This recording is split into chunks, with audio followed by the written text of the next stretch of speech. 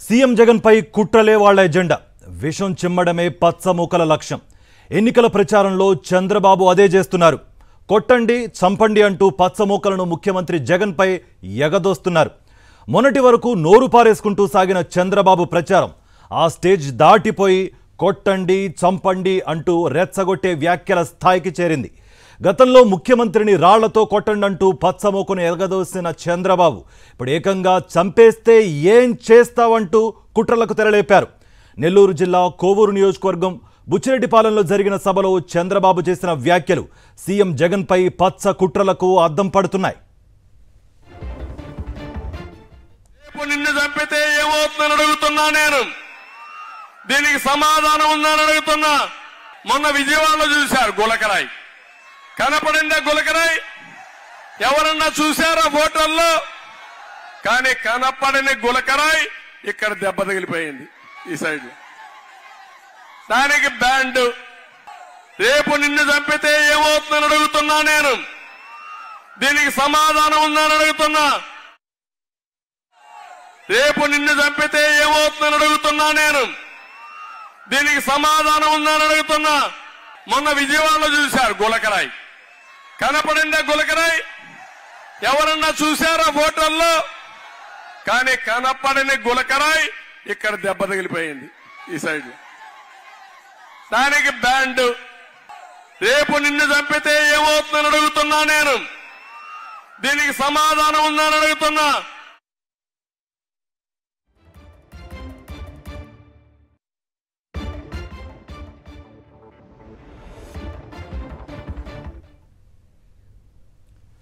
ఇదే అంశానికి సంబంధించి వైఎస్ఆర్సీపీ నేత లేళ్ల అప్పిరెడ్డి మాట్లాడుతున్నారు. లైవ్ చూద్దాం. కాలం ముగిసిన తర్వాత ఆయన పదవీ కాలంలో ఏకపక్షంగా ఆలోచనలు చేసి రాష్ట్ర ప్రభుత్వాన్ని, వైఎస్ఆర్ కాంగ్రెస్ పార్టీని అనేక రకాలుగా ఇబ్బందులు పెట్టిన తర్వాత ఆయన పదవీ కాలం ముగిసిన తర్వాత సంవత్సరాల తర్వాత ఈ రాష్ట్రంలో ఆయనకి ప్రజాస్వామ్యం గుర్తుకొచ్చిందట.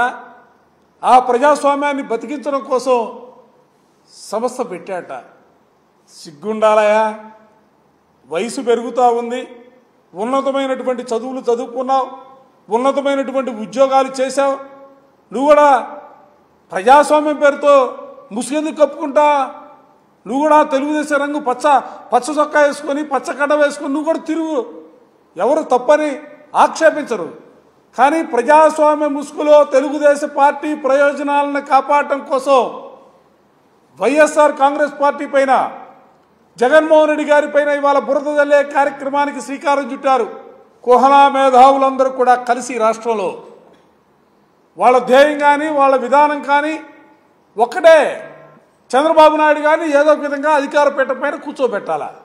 ఆ కూర్చోబెట్టడానికి కూడా ప్రజాస్వామ్యంలో విధానాలు ఉన్నాయి, ఆ విధానాల్లో రండి అంతే తప్ప తప్పుడు విధానాలతో ఇవాళ ఈ ప్రభుత్వం మీద రకరకాలుగా చూస్తూ ఉన్నాం.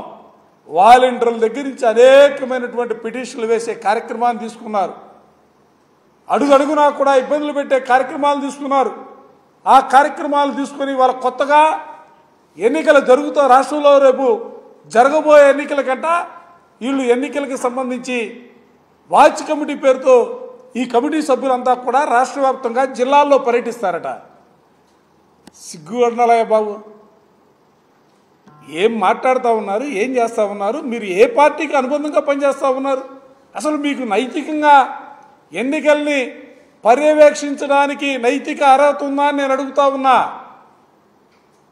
మీరు ఎన్నికల కమిషన్గా పనిచేసే రోజుల్లోనే ఒక రాజకీయ పార్టీకి సంబంధించినటువంటి వ్యక్తుల్ని హోటల్లో కలిసి ఆ హోటల్లో రాజకీయ మంతనాలు జరిపి ఈ రాష్ట్రంలో ఆ రోజు ఎన్నికల కమిషన్గా ఉండి ప్రభుత్వాన్ని ఇబ్బందులు పెట్టాలనే ప్రయత్నాలు చేసినటువంటి వ్యక్తి మీరు. అటువంటి వ్యక్తులు ఎన్నికల వాచ్ కమిటీల పేరుతో ఇవాళ ఎన్నికల కమిషన్ గారు కూడా ఏదో వాళ్ళకి పర్మిషన్ ఇవ్వాలన్న రీతిలో వాళ్ళు ఏదో ప్రయత్నం జరుగుతూ ఉంది. వాటిని కూడా అడ్డుకోవాలా?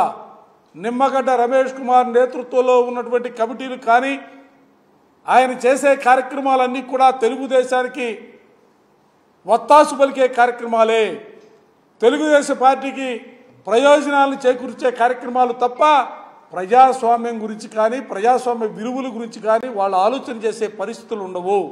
అందుకే ఎన్నికల కమిషన్ గారికి కూడా ఈ కమిటీల నియామకానికి సంబంధించి కానీ పర్యటనకు సంబంధించి కానీ కఠినంగా నిర్ణయాలు తీసుకోవాలా. ఎక్కడా కూడా ఏ జిల్లాలో కూడా వీళ్ళు తిరిగే కార్యక్రమాలు మాత్రం దయచేసి అనుమతించొద్దని చెప్పి ఎన్నికల కమిషన్ గారిని కూడా కోరడం జరిగింది. గతంలో కూడా చాలా సార్లు మీరు ఎన్నికల కమిషన్ కలిసి ఫిర్యాదు చేశారు. ఎన్నికల కమిషన్ కూడా చంద్రబాబు నోటీస్ ఇచ్చింది, కానీ చాలా వాటికి ఇప్పటికీ సమాధానం చెప్పలేదు.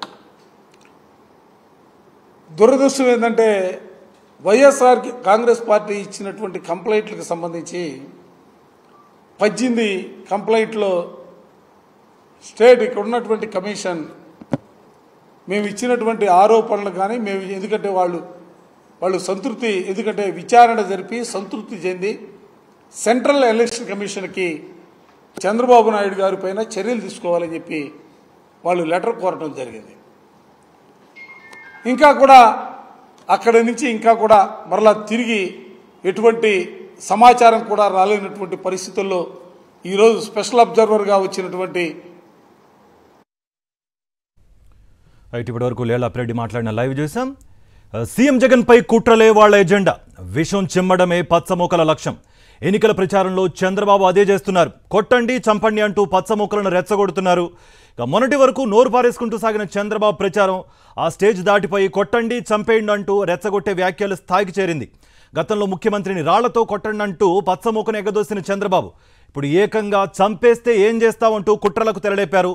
నెల్లూరు జిల్లా కోవూరు నియోజకవర్గం బుచ్చిరెడ్డిపాలెంలో జరిగిన సభలో చంద్రబాబు ఈ విధమైన వ్యాఖ్యలు చేశారు. ఇదే అంశానికి సంబంధించి బయట ఆయన ఏమన్నారో ఒకసారి చూద్దాం. చంపితే ఏమవుతుందని అడుగుతున్నా నేను, దీనికి సమాధానం ఉందని అడుగుతున్నా. మొన్న విజయవాడలో చూశారు గులకరాయి, కనపడిందా గులకరాయి? ఎవరన్నా చూశారా ఫోటోల్లో? కానీ కనపడిన గులకరాయి ఇక్కడ దెబ్బ తగిలిపోయింది ఈ సైడ్.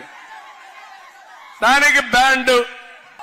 రేపు నిన్ను చంపితే ఏమవుతుందని అడుగుతున్నా నేను, దీనికి సమాధానం ఉందని అడుగుతున్నా.